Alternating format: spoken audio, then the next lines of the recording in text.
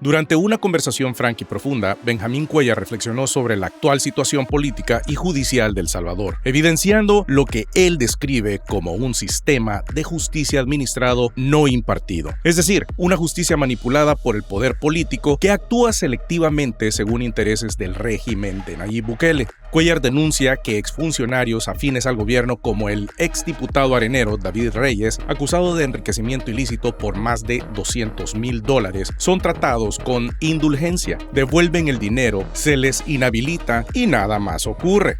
En cambio, opositores como la abogada Ruth López o el constitucional Enrique Anaya son capturados bajo el régimen de excepción sin pruebas sólidas ni debido proceso, siendo estigmatizados y privados de derechos fundamentales. Cuellar hace hincapié en la incoherencia del sistema, donde a personas que denuncian corrupción se les cambia el delito sin sustento, mientras los afines al régimen salen impunes. Para él, la justicia salvadoreña ha sido pervertida.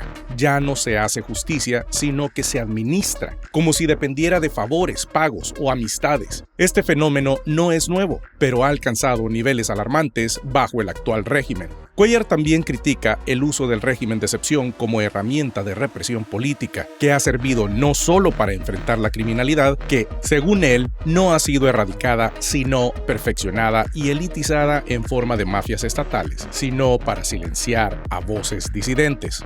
Perspectiva de Cuellar sobre el contexto nacional e internacional. Justicia selectiva.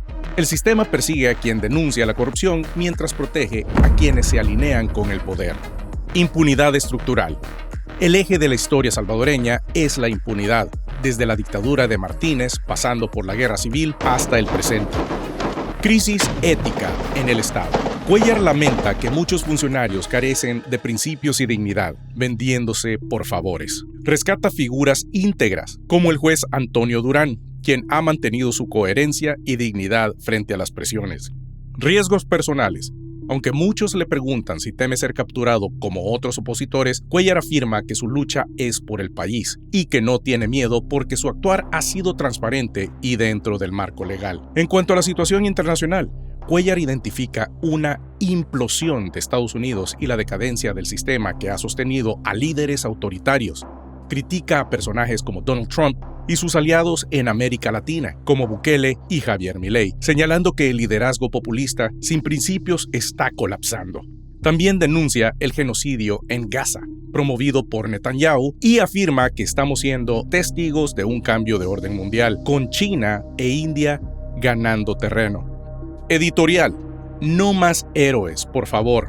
En el cierre del programa, Cuellar comparte su reflexión inspirada en canciones del cantautor Roberto González y del compositor Jaime López. Para él, el país no necesita más mártires ni héroes canonizados, sino colectividad, conciencia y memoria histórica. Lamenta que muchos de los ideales revolucionarios hayan sido traicionados por la dirigencia del FMLN, que no solo entregó las armas, sino también los valores por los que se luchó. Concluye reafirmando que la verdadera transformación no será inmediata, pero que la lucha debe continuar. Sin organización, sin proyecto político y sin claridad de principios, no habrá alternativa real en las próximas elecciones. Aún así, Cuellar mantiene una actitud esperanzadora, seguirá cantando lo prohibido y soñando con el huerto por el que ha luchado toda su vida.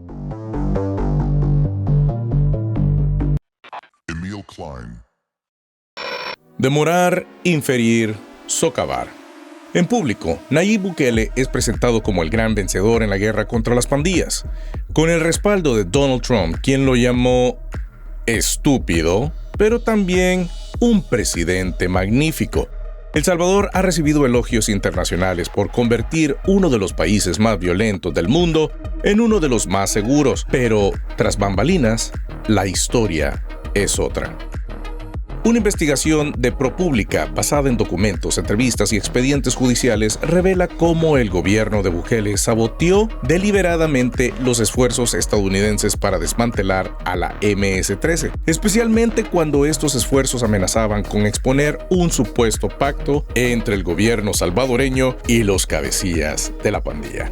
Desde 2019, la Fuerza de Tarea Vulcan, creada por el fiscal general de Trump, investigaba a la MS-13. Al avanzar la investigación, agentes federales descubrieron que altos funcionarios de Bukele, incluyendo su círculo más cercano, habrían negociado con la pandilla a cambio de votos, reducción de homicidios y apoyo político. Se alega que incluso desviaron fondos de ayuda estadounidense para beneficiar a los pandilleros. Cuando los agentes intentaron extraditar a líderes de la MS-13, el gobierno de Bukele hizo todo lo posible para impedirlo. Liberó a los jefes pandilleros, destruyó registros carcelarios, acosó a fiscales que colaboraban con Estados Unidos y purgó a los magistrados que aprobaban extradiciones. En un momento crítico, Bukele habría ordenado personalmente revertir la extradición de un cabecilla con un mensaje claro a un magistrado. Para eso te pusimos ahí.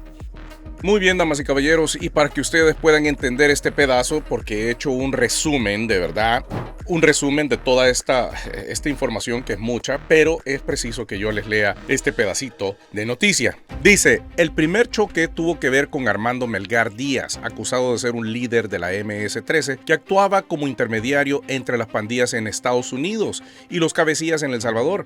Melgar, conocido como Blue, había ordenado el secuestro de una familia en Oklahoma que debía $145,000 a las pandillas. Recaudaba dinero de una red de narcotráfico que operaba en restaurantes de Maryland y Virginia y estuvo involucrado en asesinatos en Estados Unidos, según una acusación federal y entrevistas con funcionarios de Estados Unidos. Fue el primer integrante de la MS-13 acusado bajo leyes de terrorismo. Entonces ahora entiende usted por qué Estados Unidos quería a este pandillero.